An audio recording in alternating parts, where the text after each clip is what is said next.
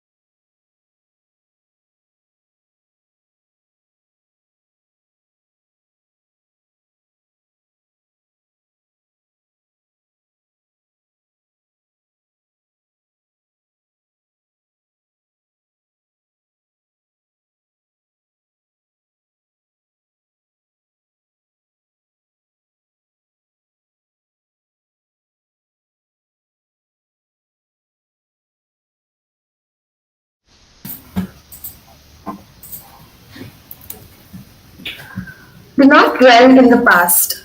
Do not dream of the future. Concentrate the mind on the present moment, said Buddha. Good evening to one and all present here. Hope you all are doing well. A hearty welcome to the second episode of the most awaited Spiritual Talks Season 1. We all know how important it is to take care of our physical health. We take medicines, we eat fruits and greens and whatnot. But there's another very important aspect of health mental health, which is sadly ignored by most of us. With all the pressure and stress, we're bound to feel low and insecure, which is completely fine. But what is not fine is not talking about it and not taking the right care. Our club, Omega Science and Spirituality, aims to improve an individual's physical and mental health by hosting weekly meditation sessions and enlightening guest lectures. The mission of our club is to make students realize the infinite spiritual potential hidden in their own selves. Meditation on the heart, considering it as a seat of the soul, is one of the primary ways utilized in this club when it comes to real spiritual practice. This club offers techniques for meditation similar to the Raja Yogic way of meditation for interested students. It also offers a well-maintained library with non-technical books in this context of life, philosophy, and spirituality. For today's session, we have Sampurn Anand, the president of Omega Science and Spirituality Club, Kshitij Lokhande, the head of staff, Amit Kumar Mishra, the deputy president, and me, Amulya Rao, as panelists. With this, I'd like to invite Sangeeta ma'am to say a few words. Over to you, ma'am. Thank you, Amulya. Good evening, all of you. Very happy to be with all of you this evening. I hope one of the important aspects, as Amulya said, the mental well-being. Physical well-being, almost all of us are into it by some or other means. Mental well-being needs to be taken care without any delay. That's one of the reasons today we have our esteemed guest, Sri Rajan sir, with us. I hope all of us, will have a wonderful evening by asking him various questions, and all your questions are answered, and you go back very happily. Thank you. Thank you very much, ma'am. Mark Twain once said, great people are those who make others feel that they too can become great. Today we have with us an electrical engineer from IIT Kanpur, the youngest and longest serving police commissioner of Trivandrum, an MBA graduate from the Wharton School, a consultant at McKinsey and Company, founder of HabitStrong, a venture aimed at enhancing an individual's productivity, a huge inspiration to us all. It gives me immense pleasure to welcome Rajan sir to this session. We are truly honored to have you with us, sir. Thank you very much for joining. Thank you. Thanks very much. Happy to be here.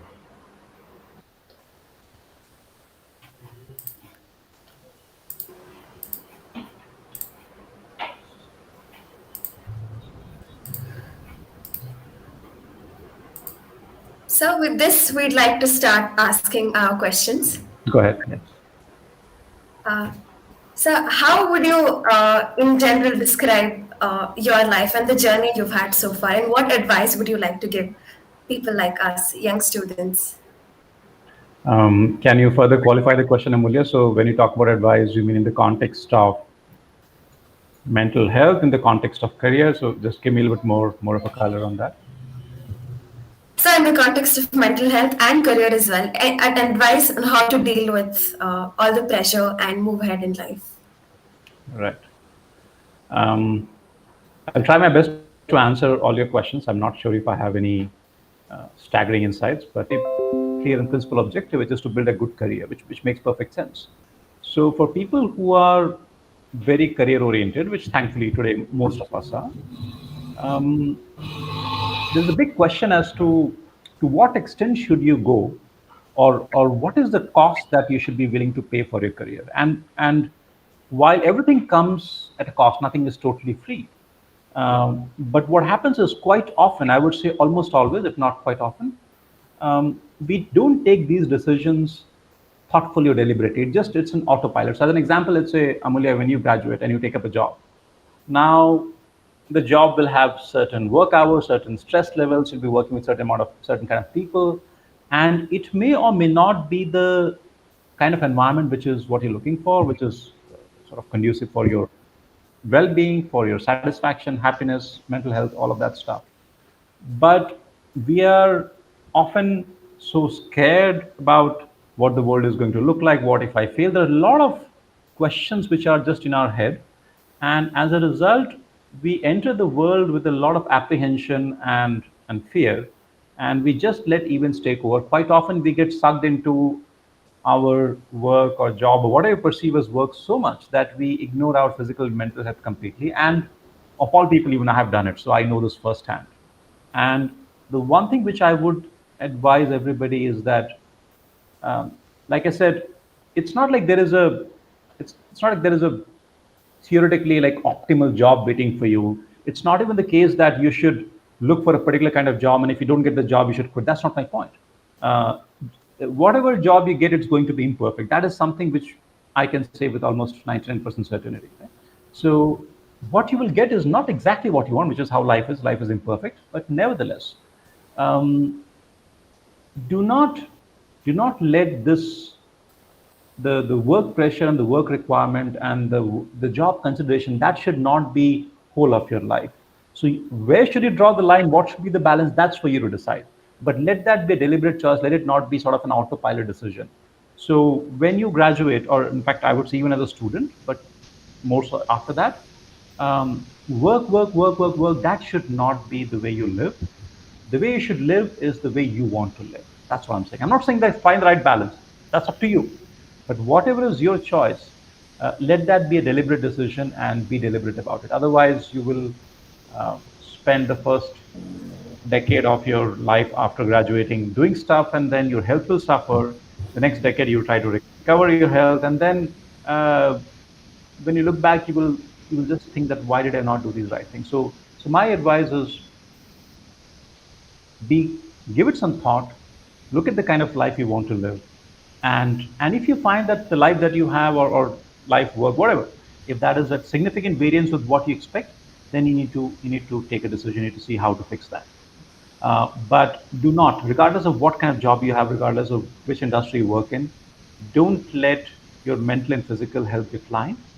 In your 20s, especially, the human body is like it's sort of very resilient, so it can take a lot of abuse, a lot of neglect, a lot of lack of care, but it will show up at some point, sooner rather than later. So whether it is your running or physical exercise or meditation or spending time with family or whatever means something to you, make sure that you find time, regardless of how important or how prestigious the job is. So that is the advice I would like to share.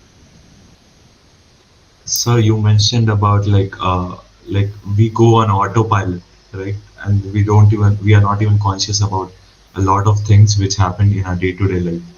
So, how did you deal with it? Like when it came from you, it was something I could relate with.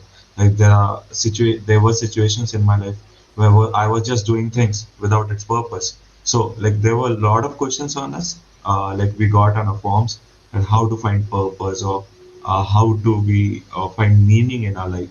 So, I just want to ask you, how did you deal with it? How did you find your purpose? Okay, so the question that you asked is how I found my purpose. It's a tough question, but going to try to answer that.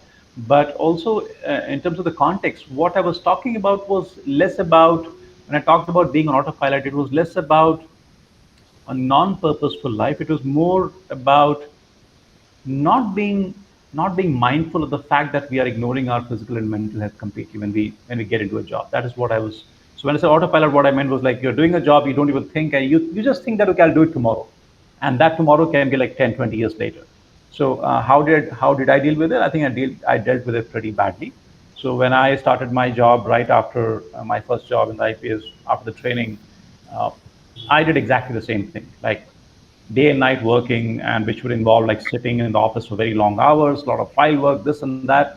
And pretty soon I started paying the price. But I kept thinking that yeah, I need to fix it, but right now that's not a priority. I'll do it when I have the opportunity or when it's important. But right now I need to do this job is too important.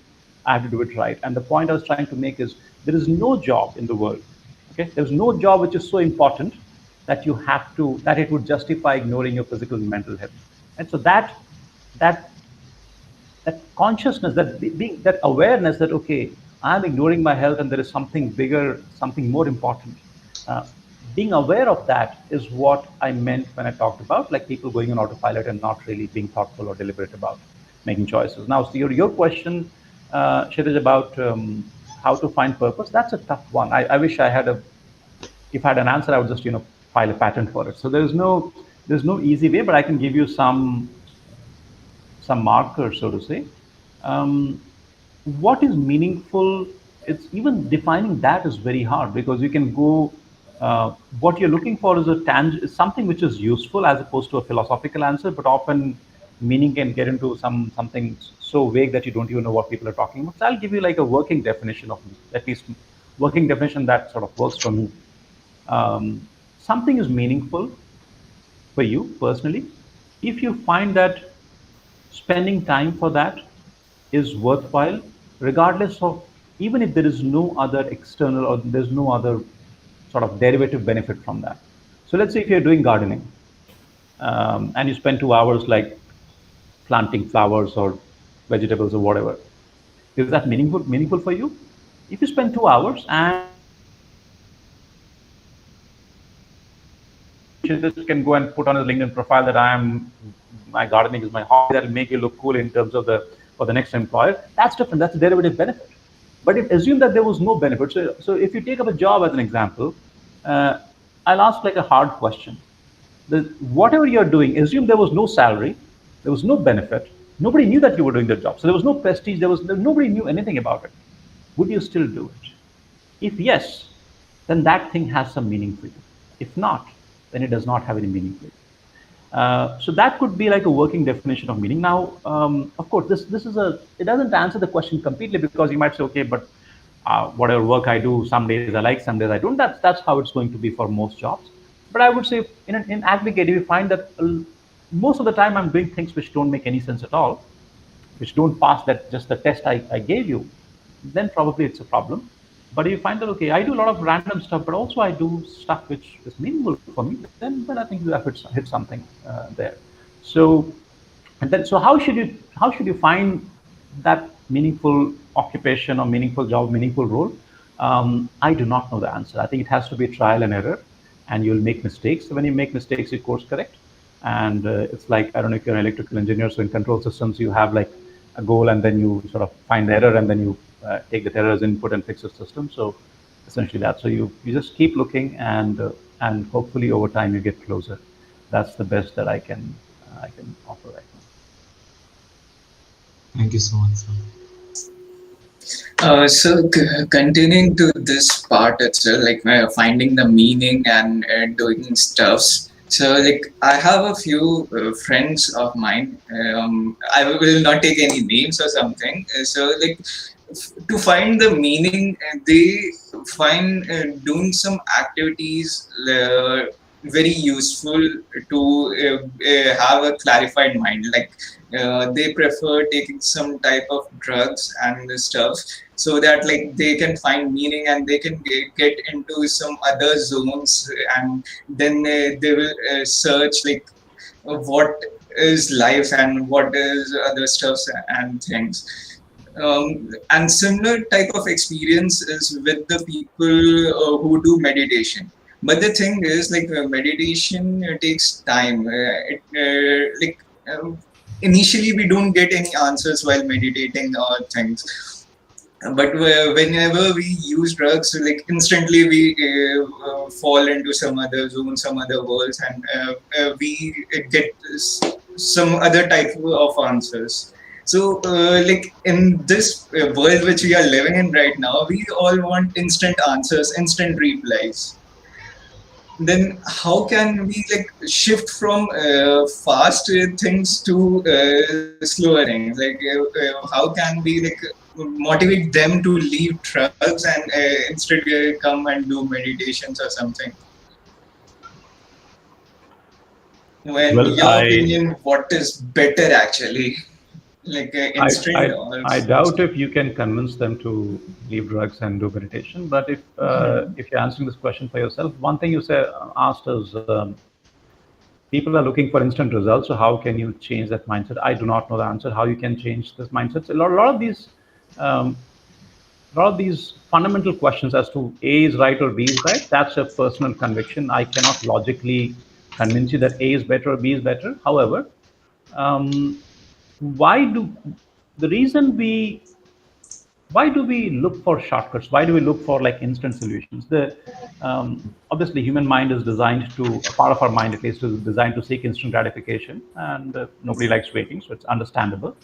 But also we believe that the couple of underlying assumptions here when people go for shortcuts. One is that they think the longer way or the normal way will take a lot of time. I think when you're younger, you have this thing that, okay, everything takes time. The fact is, things will take time regardless what you do.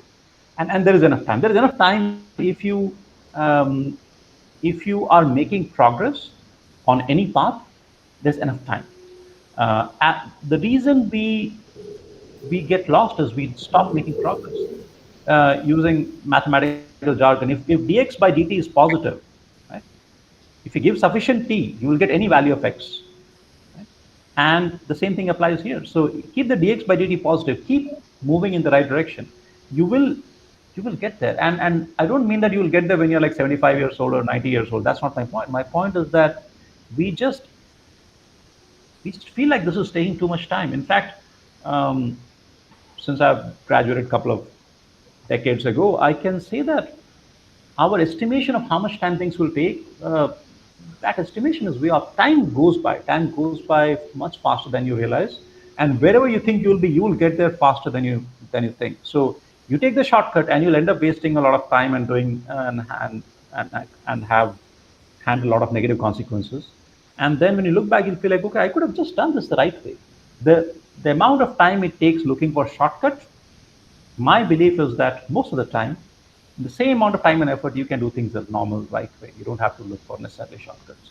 And if I were to give you an analogy from a different field, I've seen this in my own life. When, let's say, you're behind on some course, I have this friend of mine who was he had some family tragedy and he was away for 2 weeks and he came back and I was thinking, how is he going to catch up? And in a matter of another 2 weeks or so, I was like not really paying attention to academics and he was just methodical, like no shortcuts, nothing, just methodical. Every day evening he would sit and do his stuff. And 2 weeks time he was ahead of me again, despite having lost 2 weeks in the middle of a semester.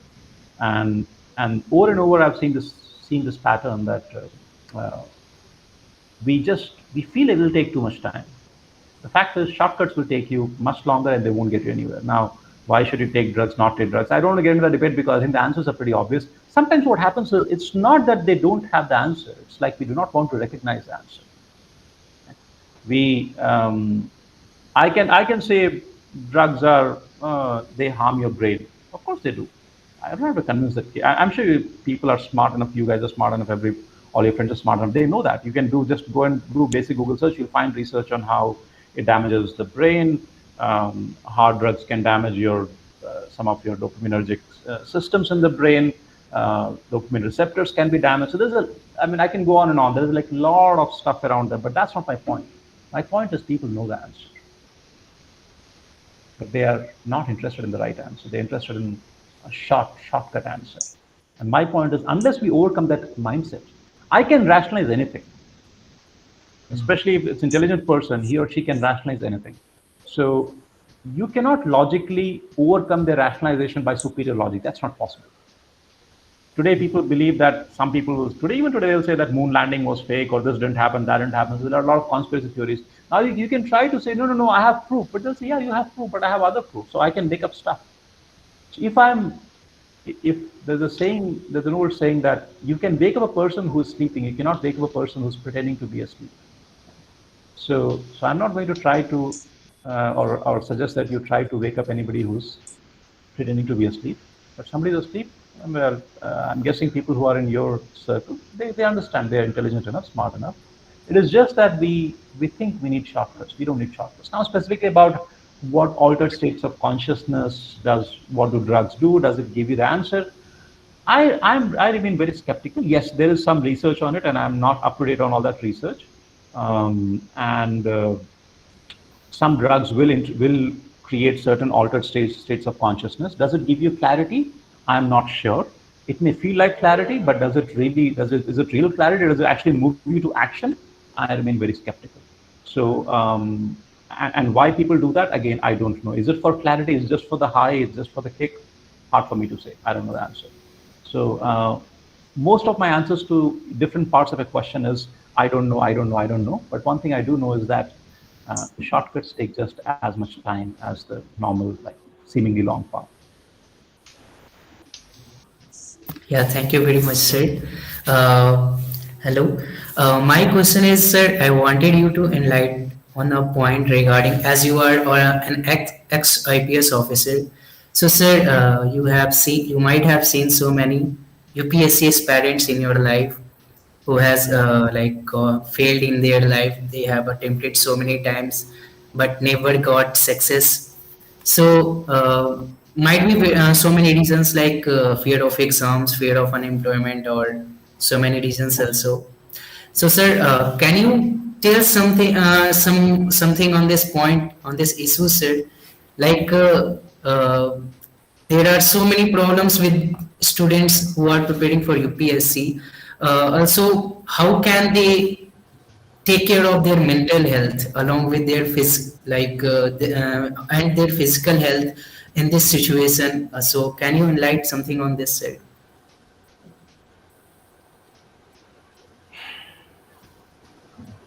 I don't think there is any different recipe from anybody else that I would give for maintaining your physical and mental health. I would say what applies to somebody in a busy job would very much apply to somebody preparing for UPSC or any other exam as well. One thing which you might have in mind is if you're preparing for those exams, it takes a lot of time. You have to study 12, 14, 16, 18 hours a day. So where is the time to take care of your health? So that goes back to the original question Amulya had asked, I tried to answer, which is that you need to be clear what your priority is. If you are unwell, well, you can clear any exam. It will make no difference because at the end of the day, your happiness requires you to be mentally and physically well. Number one. Number two is a lot of times we, when preparing for these exams, even otherwise in life, sometimes we have this belief that you have to learn or study or work 12, 14, 16, 18 hours a day. And I believe that, and I feel that that belief is, uh, it's just an assumption. It's probably not true. Um, if you look at human mind's ability to like intensely focus on any activity, it's probably about 4 to 5 hours a day. Now, maybe so if you're learning, can you learn for 12 hours with intense focus? Very questionable. In my mind, the answer is clearly no. Can you like study for 8 hours? When it's 8 hours, by the way, I mean like 8 hours of intense focus, not 8 hours of sitting and then thinking about something. No, like 8 hours of intense focus. Can you do that? If you do that, I think it'll drain you so massively next day. It'll be very, very hard. Let me put it that way.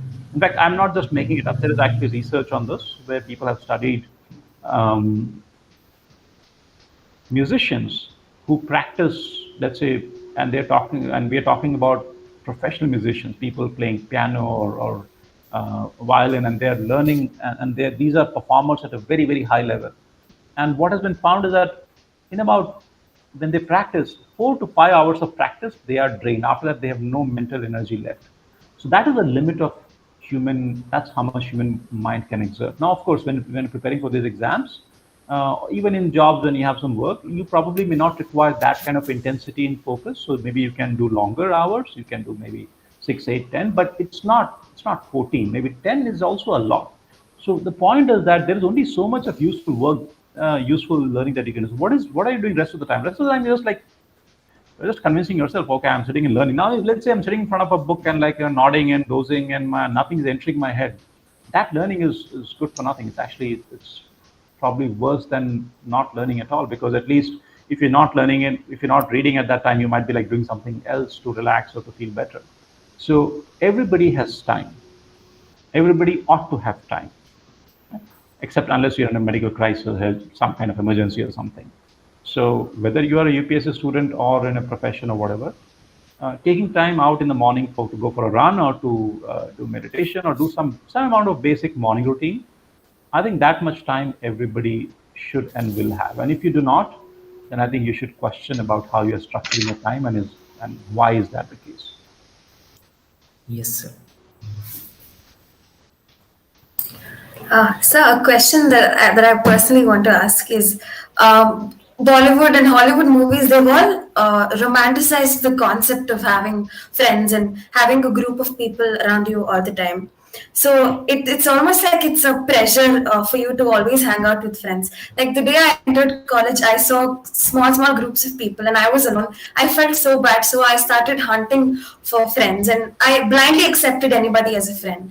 So what I would like to ask is, how do you differentiate between a good friend and a bad friend, and how important it is to have a group of friends around you all the time? I don't know all the time, but having among human needs that people have studied, um, forming social connections is considered to be a very primal and primary need. So if human beings are not able to form social connections, even if you're, let's say, you're getting great food, you get enough sleep, you have all the resources, everything else is there. But if you're totally isolated, it is going to be very, very challenging, and it can create immense mental distress, and it can very badly affect your mental health. So having social connections, I'm not talking friends all the time, I'm just using the word loosely, social connections is extremely conducive and is absolutely um, essential for mental health. But should you have a lot of friends? Should you have your friends all around you? Should you have them all the time? Not necessarily. That's your choice.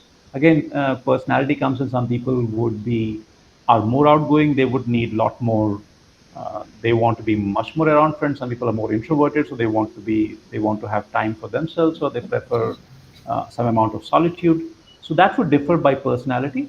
So there's absolutely no reason uh, to believe that you need to have friends all the time, but social connections do matter. And your last question between good friend and a bad friend, I'm not again an expert in friendship or anything, but I would say um, on a good day, everybody is a friend. On a bad day, you will know who's a real friend. So wait for bad days, and I don't wish bad days on anyone. But if you ever have bad days, there's always some upside, and one upside is you will know who your real friends are.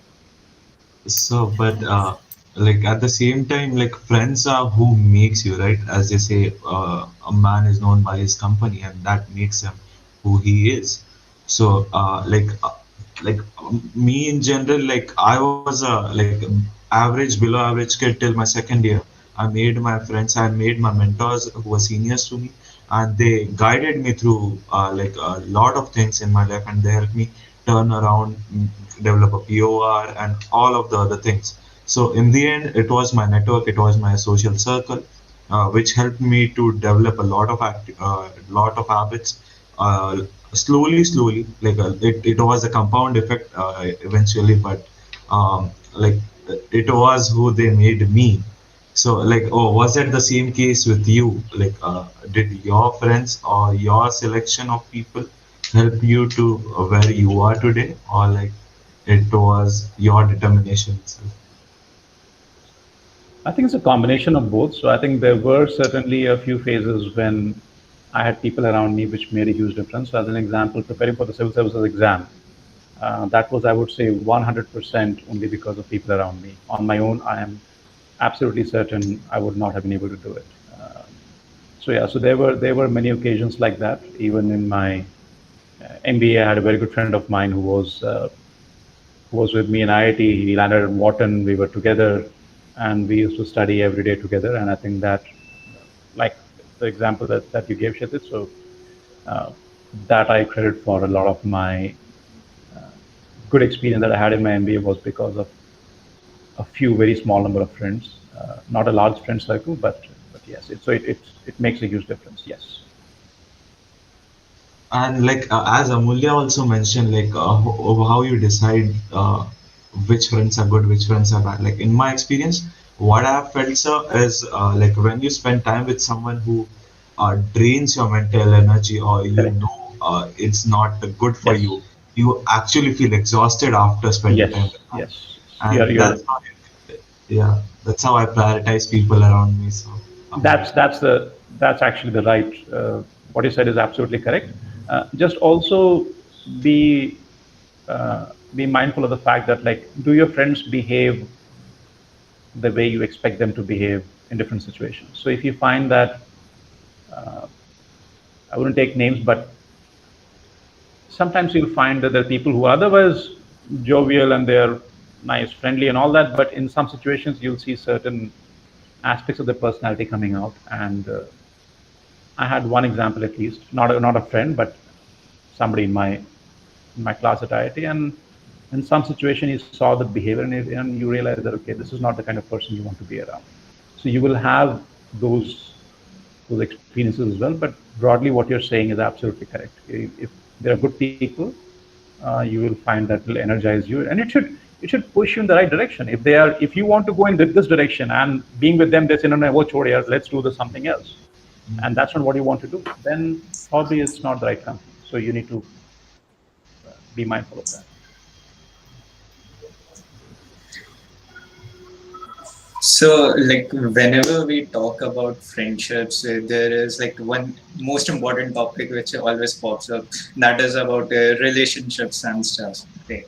So like, my question was regarding like in a relationship, the most important factor is trust, right?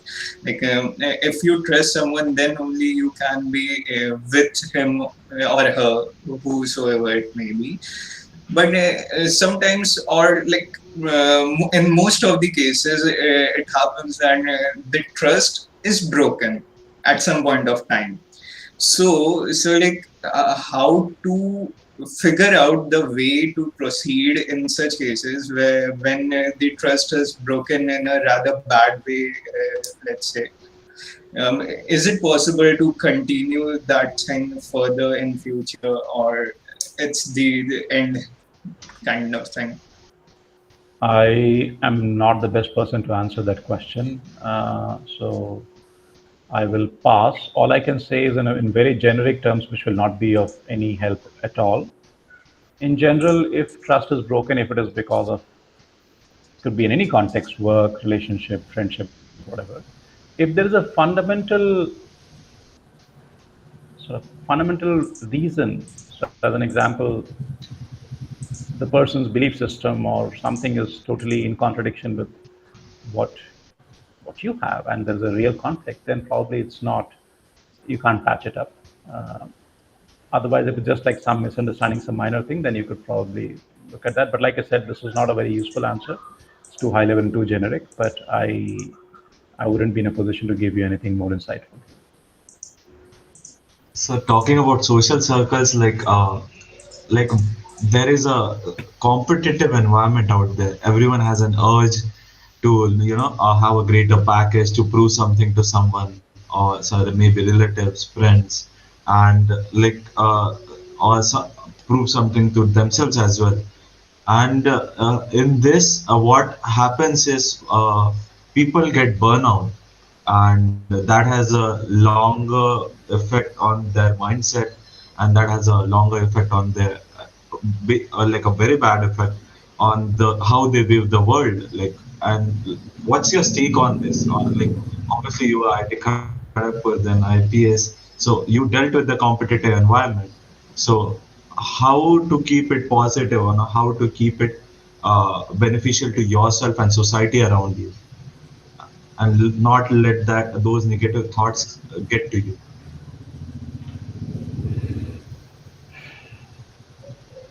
A lot of times when we have these negative thoughts around competition, they would happen in a couple of ways. One is when you see other people doing well, it might create a feeling of inadequacy that, okay, you are not doing as well or you're not doing something right. Second aspect of the same situation is that you might have a sense of envy or jealousy or something, a sense of unhappiness that why me? Like, why am I behind? Why is I'm also equally good? I'm also working equally hard. So why should somebody in a better position? So both these feelings can happen, and both are, I'm guessing, quite natural. And the way to think about it is, over time you realize that taking second one first, the feeling of envy or jealousy or unhappiness or whatever, um, what you realize over time is that even if there are people whom you don't really like that much, you are, even from a purely narrow selfish point of view, you are much better off if your friends or acquaintances do well than if they don't do well. So let's say if you have 10 friends and a couple of them do really well, at some point in future, if you want help, you can go and ask. Now maybe it's possible that some of them will say no, and that's fine, but you still have the opportunity. If all your friends are, or everybody you know is like completely like, just imagine this, okay, all the people you know, they all do like, you are the best guy, okay, you perform, you are doing the best, and everybody is like 1/10 of has no success at all in life in anything. Should that make you happy? Actually, it should make you very unhappy, because now if you want some help, or you want to talk to somebody, or you want to get some experience from someone, there's no one to share anything. So you are better off being friends with people who are successful. In fact, people want to be friends with people who are successful. Just that when they are people we know, our mind says, oh, yeah, that guy is getting ahead of me. No, that guy is not getting ahead of you. That guy is doing well, which is what you should want. So a rational way to think is that your friends, people you know, anybody you know doing well is good for you from a very selfish point of view. Now taking a different tack. So this is like a rational way of thinking, but emotional mind may still not accept this rational behavior or this rational thinking, and their mindfulness can play actually a very good role. So when you we feel envious or jealous, or we have negative sentiment when and this whole sense of this zero sum competitive mindset is there when we don't really wish them that well. In fact, there is a meditation technique in Buddhism. It's also there in other religions, I'm guessing, which is called loving kindness, which is essentially about, in very simple terms, it's about sending good wishes to people. So actually, you can try it. If you really don't like somebody, you can try it in many contexts. You don't like somebody, wish them well genuinely, and you'll find that gradually, in fact, I would say more than gradually, like related at a reasonably good time frame, you will get over the negativity, and you will stop consuming the poison. This is not just for envy, this can be applied to any negative context as well. So this loving kindness or those kind of meditation techniques can actually help you overcome that negativity and the sense of why is this person ahead of me, which is a very, very natural feeling. There's nothing wrong with it. The last thing about inadequacy, like, okay, so now moving from other people to me, like I'm behind, I'm not doing well. Those things can only be handled rationally. The emotions will still come, but you have to. The thing is, the answer you already know. See, everybody has a different life. Everybody has different circumstances. Everybody has different. Um, when you go for a race, let's say if you and I are racing, all right. Um, First of all, life is not a race, but let's assume it's a race. Let's take that framework, all right. Let's just make the argument nicer. Now you land and you win, I lose. It looks bad, but now they find, oh, Rajan had a bicycle and Kshitij had a Formula One car. Obviously, he was to win. So now I will not feel bad, or if I'm in a car and you're in a bike, you will not feel bad. Okay, of course that guy was in a bike. But in real life, we don't think of it that way, because somebody may have a huge advantage over us, or somebody may have a huge disadvantage compared to us. But we still want the outcome to be the same. Now, if somebody is born in a very wealthy family, do what are you like, and that person has a massive advantage. That's how the world is. But before we feel bad about it, let's also remind ourselves there are many, many people who do not have the privilege that we had. So it's not so somebody is on a bike, somebody is in a car, somebody is in a private jet. Everybody's in a different thing. So the race is it's not the same race for everyone. So even if you take it as a competitive framework, which of course it is not, it still doesn't make sense. So I think this kind of, if you have that logical clarity, it may not help you overcome the inadequacy, but it will help you to some extent at least. That's my. Sir, since you told about competition and the race that is the race, life is a race. It's not a race. Like you said. So my question is, sir, about success. What is success? What is success in your opinion, sir? Like we all know, we are in a rat race. The world that we are living in is like a rat race, and everyone is running. Everyone is in some type of race. So, and everyone is in hurry to get something. Like what is that thing? No one knows. Everyone has to achieve something in their life to become successful in their life, to get success. But like no one knows exactly what they want to achieve or what they want to get, what is a success for them. So, sir, I wanted to know from you, like, what is success in your opinion, like, as a spiritual point of view, or in any other way that you wanted to tell us, what is success for you, sir?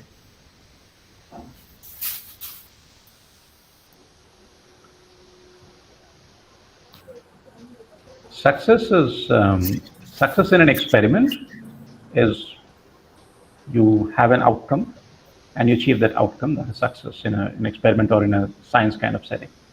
So I have a goal and I achieve that goal. That is success. So the question is deeper, which is what is a worthwhile goal? I don't know the answer.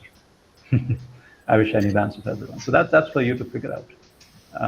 And the way most of us will figure out is we have a goal, and then we achieve that goal, and then we find that we are still equally unhappy, or sort of not as happy as we imagined we would be. And then we set some other goal, we repeat, come to the same conclusion, and we keep trying it.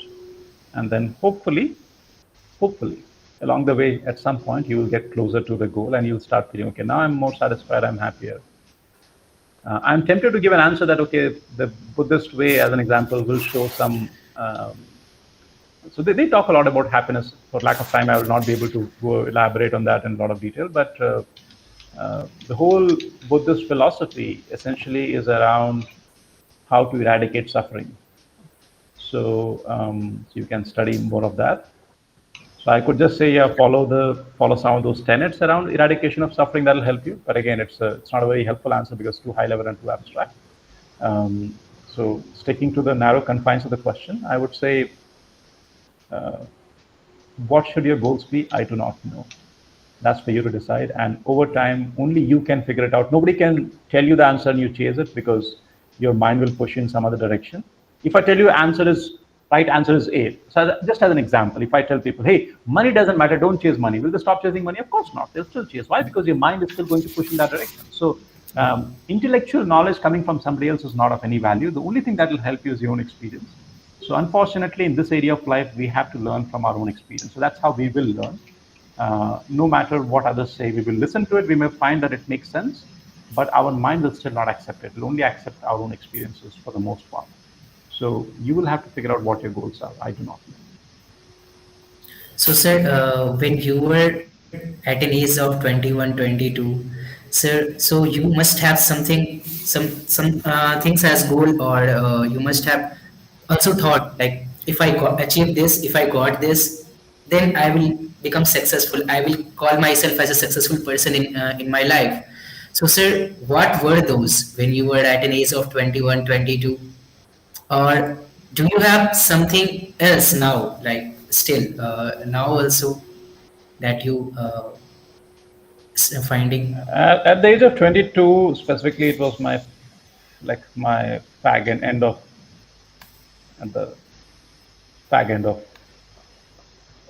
my IIT tenure. I wanted to be in the civil services. I got there, and did I feel like did I feel that happiness that I thought I would get? No, I did not. So that's the answer to your part one of the question. Today, what do I feel like success is? I think it's for the most part it is the time I spent doing things. Most of it is in the context of my startup. If I feel that the time was spent meaningfully, things I did that made sense. If I worked 8-10 hours working on something, let's say tomorrow I work for 10 hours. And at the end of the day, when I look back, I say, wow, these 10 hours, they were well spent. Not that I changed the world, not that I did something earth shattering, but those 10 hours, whatever I worked on, that was meaningful. It made sense for me. Overall, it's in the right direction, then I'm happy.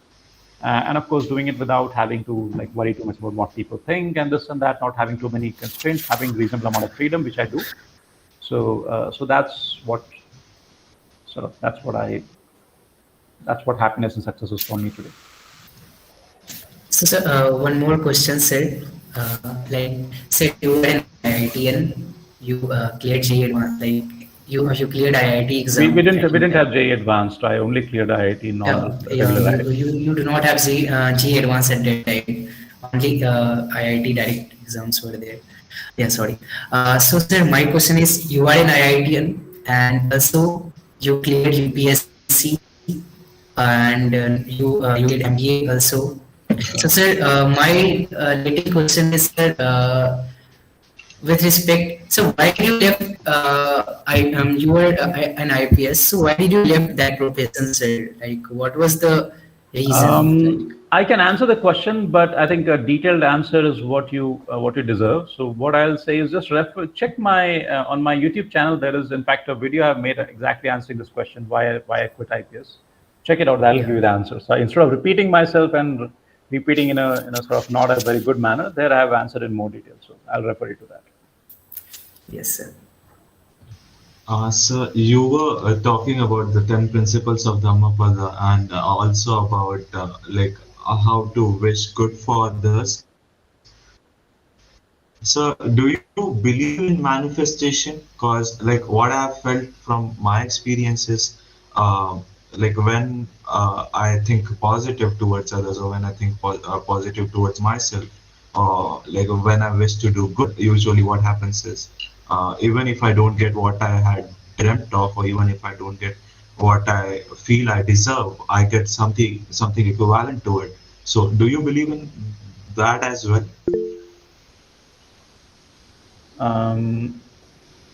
You'll have to explain the question a little more to me. So you're saying, if you wish others well, do you believe it'll come back to help you and help you achieve better outcomes?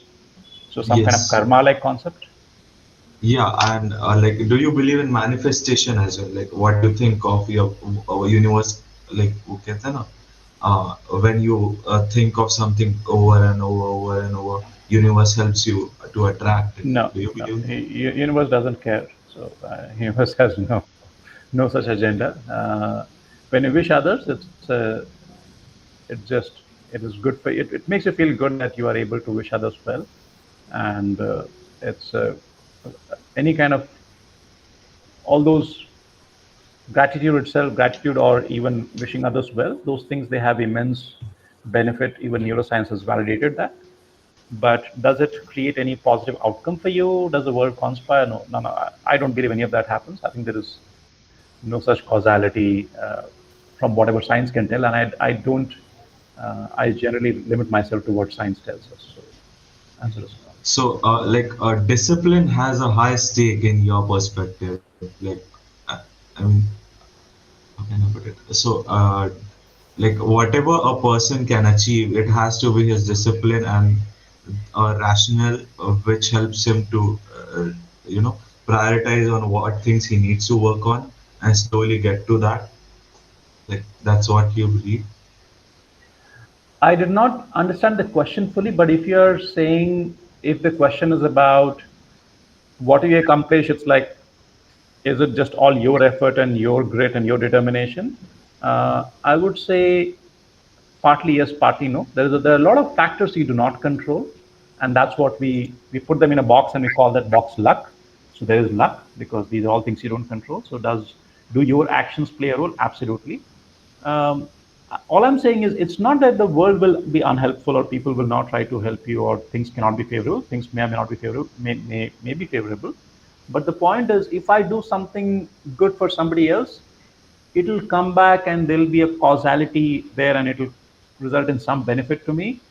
I don't believe that there's any reason to believe that. Which is by the way, it's a good thing. Which means that when you do something good for somebody else, you have to do it for the good of like doing good because the doing good is the right thing to do, not because there is any derivative benefit from that. So in a way, it's a good thing. I have a question from Professor Sangeeta Guruswamy. How can this generation children work on their emotional quotient? Once again, I'm not an expert in emotional quotient, but what I can say is specifically since the question is about this generation children, I would say the way we develop emotional quotient is through human interactions. So even things like sports and games and like you guys in NIT, you have all these cultural events, you work with each other, all those human interactions, some of them positive, some of them negative, some of them helpful, some of them are just like uh, not so good. All of them they teach us something. So we learn to handle disappointment. We learn to handle friendships. We learn to handle people who are friends but not really friends. Only when we have those kind of social interactions. So one thing for the current generation of children, one thing which is coming in the way is that because of technology and smartphones and all of that, there has been a sort of how do you put it? We are all getting very isolated. And as parents and as teachers and as society, we have to push back and make sure that kids actually get to experience real live human interaction as opposed to a proxy for that interaction, which is just what happens through Instagram or Facebook or any of those channels. So as long as we give kids the opportunity to experience live interaction and play and spend time with their friends and classmates and so on, I think that is going to be that's one big part of the answer. Second is in the schooling context as well. There is too much of I think too much of rote learning, too much of like right answer. So all our schooling we spend trying to get to the right answer, as opposed to trying to figure out some answer on our own or trying to. So I think we need to go to a little bit more of this non-prescriptive way of teaching. Again, it's a very high level concept I'm giving, so it's too abstract to be of much use. But that's a general direction I would like to suggest. So when we whether we are giving a project or asking people to think about a problem. So just to make it very specific, now it's too vague. Let's say you have a question in geography on say climate change. Now there are two ways in which we can go about it. One is I can ask a question, give five give 5 reasons why climate change is dangerous and 3 things that we can do to fix it. Now this 5 and 3, this the child would have mugged up. Okay, I need to say A, B, C, D, E, or maybe out of these 7, I have to give these 5. If I don't give these 5, the teacher will cut some marks. Then I have to give these 3. So it's a pre-recorded script which I need to replay in the exam. Versus you can think on your own. So instead of having to, your answer does not have to match my answer, but tell me, like, why do you, from your own experience as a child growing up, like from you, whatever you have seen in your life, where have you seen impact of climate change? What do you think is negative? What do you think might actually solve some of those problems? And what kids may share there, it may not be like, it may not be consistent, or it may not be like scientifically like what a scientist would say, but I think an original thought will make them think. And I think for developing emotional quotient, giving kids the freedom and giving and signaling to them that yes, you have the right and the ability to think on your own, come up with your own answers, right or wrong. I think that's also a big part of it. So I think those things will possibly help in this area. Sir, I have another question. Sir, mainly due to the pandemic, we've shifted from the offline to the online mode of education. Since the past 2 years, we've been having online classes, and our attention span has reduced to like literally 10-15 minutes. And we have our internship and placement season coming soon. Do you really think we're prepared to face the real world when we don't have any practical exposure of it? So there are two aspects to the question. One is that attention span has gone down because of the online mode of education. Second is, are we prepared for the real world? The first part is, I think the attention span has been whittled away, not just because even before the pandemic, it was just the fact that a lot of our interactions pandemic has probably worsened it for sure. No doubt about it. Like kids, especially young children who are in like class 3rd or 4th or whatever, at a very formative age, they haven't played with their friends for a very long time. So it has certainly had a negative impact, no question about it. But even otherwise, just the fact that we are using smartphones so much and our interactions with our friends is more via Instagram than just sitting. How many times do friends just sit and like have tea or coffee without like checking the phone? Just like spend that physical time just physically present and talking or playing. It has gone down substantially. Playing also now, much less of like playing cricket or football or breaking somebody's window pane. It's a lot of it is still online. So all those things, they have happened, and and many of those things have happened regardless of, even before the pandemic, it was happening. And that, I think, this constant digital de-addiction, digital distractions, that has lowered the attention span substantially. Pandemic may have worsened that a little bit. Second question as to whether you're well prepared or not, I think, again, I'm not a very good person to answer that question, really. My guess, I can only guess, my guess is in most of these jobs, you see the college environment is going to give you only some theoretical understanding of a few subjects, etc. A lot of it is just you learn on the job. So I don't think it will make a huge difference. Once you're on the job, you'll figure things out. But like I said, I'm not in that. I'm neither a teacher, neither a professor, nor a student, so I wouldn't know how it has affected what your experience as a student has been compared to, let's say, 3 batches your seniors. I don't know that, but I'm hoping it won't be much worse. It might be slightly. Maybe this might not have been a very helpful experience, but I think you'll do fine. That's my guess. Thank you. Yes, sir. Sir, my question is regarding, sir, today, like, there is a generation gap, or you can say not generation, age gap, so much age gap between today's kids and like when you were a kid. So, sir, when you were a kid, the PUBG, like the things that today, which are in today's world, which were not there, like PUBG and uh, uh, like all the games, internet, and all everything. So these things were not there. Also, you were more with your family. You the time you were spending, the amount of time that you were spending with your family was quite more, much like than the today's kid that they are spending. Also, the family now, they are more nuclear family types. So, sir, my question is on this matter is, sir, do you think that like the separation and the क्या कहें उसको कि एक बक्सी में से भी बंद होते जा रहे हैं, like in a room everyone is getting. So sir, do you think sir this is one of the reason like why people are getting depressed, anxiety and so many problems are facing like today's kids who are at the age of 21 or 16 and they are getting so much depressed? Not able to understand the question. The audio was not good. What, sir? What's the question? Is kids are? I understand that kids are too much into video games, online. All those things are more. Families are nuclear, so they are so. Therefore, what's the question? So my question is, so like people like kids, they are like closed in a room, like they have got closed in a room. So my doubt is, so do you think, sir, this is the main reason why kids are getting at an age of 16 to 18, they are getting too much depressed, so much anxiety, they are having suicidal thoughts and so much depressing thoughts they are having. So sir, do you think, sir, this is a reason? This is a reason or any like enlightenment that you can give on this point, sir? Like what kids should do to stay away from these things?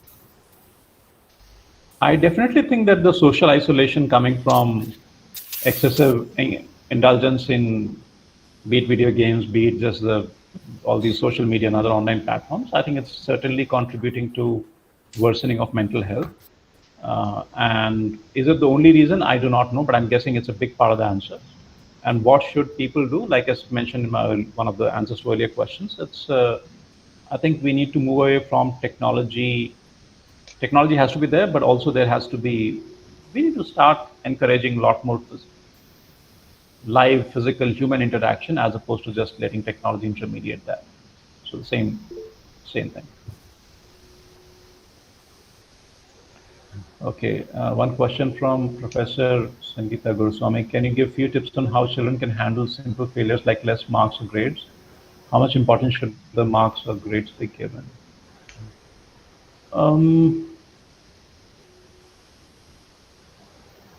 So if the tests and the mechanisms for testing are well defined, certainly there is some value in marks or grades. But the way to think about that is, so imagine you're, let's say, playing tennis and you're learning how to serve or how to hit a forehand or how to hit a backhand.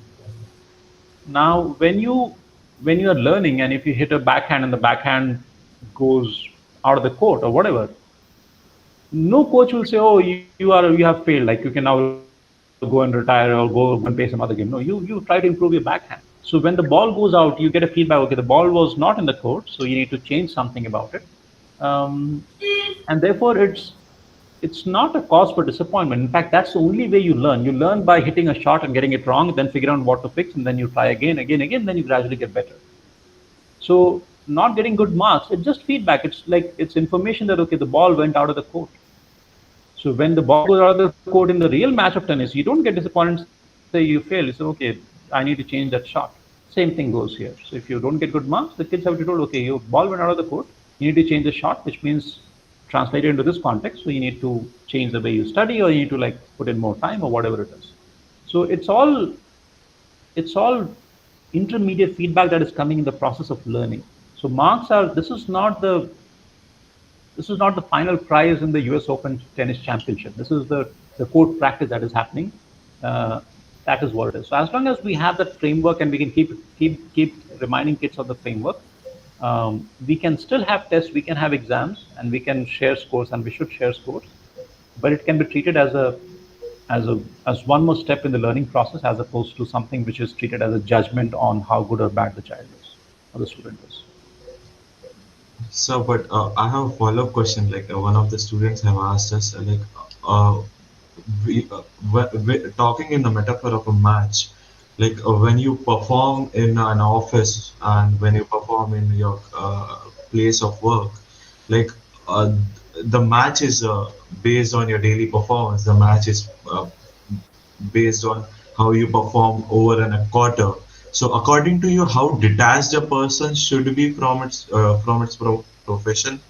Because that might give him a third person perspective, so he does not take failures lightly. And like And in terms of career growth and payments, does materialistic things leads to a peaceful life?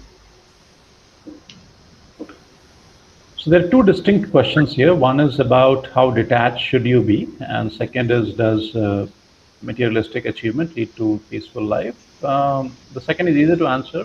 For the most part, no. Not completely no. But for the most part, no. And the way to think about material achievement is that uh, you need a certain amount of minimum level. Now, what the minimum level is, that nobody can define for you. Everybody has to define for themselves. But essentially, if you are getting good access to healthcare, education, you can eat well, reasonable time, an opportunity for entertainment, like you can go and take one vacation a year, two vacations a year. If those basic things are there, beyond that point, additional material success is not going to have any meaningful impact on your mental well-being or happiness. That's my belief. So that's one part of the answer. Second part of the answer is, how detached or attached should one be? The answer obviously is that um, in various religious contexts, whether in Gita they talk about detachment from the outcome, focus on the actions, not on the outcome. The same sentiment you find in Buddhism, which is equanimity, like not be swayed by good things or bad things. So I think the answer is reasonably clear, which is a high degree of equanimity is useful. It's actually beneficial for your well-being, but also it takes time and effort to cultivate that equanimity. It's not easy. So if you don't have that equanimity, you should not, that itself should not become like a reason to blame yourself or to beat yourself up. Like, okay, I should when something goes wrong, I should feel nothing, but I feel terrible, and then I'm terrible, and then that makes you feel even more terrible. So that's not what should happen. So be aware that it's an outcome that you have to work for. So if you work in office and things go well, uh, what do? Should you celebrate? Yes, but be aware that, okay, what went well may not have gone well as well. So yes, celebrate, and if it doesn't go well, there'll be some bad feeling for sure. But like the tennis analogy, you hit a shot, one shot you got right, good. One shot you got wrong, okay, not so good. But neither, first is not like you won a championship, second is not that you failed. It's all part of the learning process, and you keep going. One rule of thumb which might be of help is, when you're in a situation where things are not looking good, ask yourself 6 months later, when you look back, how would you feel about it? Quite often, 6 months later, you're not even thinking about it. So if it's something is not worth worrying 6 months later, it's probably not worth worrying that much even today. That might be like a sort of mental device um, to remind yourself to step out of the thing and not and adopt an attitude of equanimity a little bit more. That was very helpful, sir. Thank you so much. It's 6:09. How much more time we have? I think we can. 20 minutes, sir. Okay. Are there other questions? Yes, sir. Yes, sir. I had one question, sir. Is This it you is or kind some of other participants was asking what is the format here? I'm not able to see any. so questions. like we already released a registration form, and Okay. in that form itself, they have put some of their questions. Okay. So like we are taking up those in a sequential manner. Okay. Go ahead. Yes, sir. So this was also a question from our participants itself. This question was regarding addictions in general. Like many people face many different type of addiction. One of the most prevalent addictions in teenagers of porn addiction and other stuff also. So like how to get out of an addiction? Like, can we help someone or can they help themselves regarding these? How can they pull them out from this? I will go for a pretty straightforward answer. For any addiction, if it's reasonably severe, the way to handle it is, I think one should approach a mental health care professional. Many addictions, they require a specialized approach, and sometimes it'll even be some medication also might be required, depending on the type of addiction and the degree of it. So that is one part of the answer. Second is, can you help yourself also along with that? I would say you should, but if the addiction is severe, certainly seeking a mental health professional's intervention, I think is that's whatever you're doing. It's not a replacement for that. Just a reminder there. But a lot of thoughts around addiction, etc. When you have those, when you have that urge, whether it's smoking or drinking or any of those things, a lot of our urges are like if you have done vipassana. The fundamental idea about vipassana is that anything that you're experiencing, everything is temporary. So when you have a thought or an emotion or a feeling or sensation, anything, um, we get we get caught up in it. But we also have the opportunity to step back and to be a sort of observer. So just to give an analogy, let's say if a play is going on a stage, you could be a player on the stage, so you're also saying your dialogues and you're part of it, or you can step away, come down from the stage and just look at other people doing the play. So when you are able to step back, you go from being a player, being caught up in it, to just being a sort of an impartial, neutral observer. And then the play will, now you know it's just a play. It's you. So I would say meditation, vipassana specifically, can give you some of the tools that can help you step back from or to observe those sensations and observe those addictive experiences that you have, and just to let them go, and to break the grip that they have on you. uh, so that can help immensely. But like I said, any serious addiction, one should also seek help from a healthcare professional, and anything that you're doing on your own should not be considered a substitute for the latter.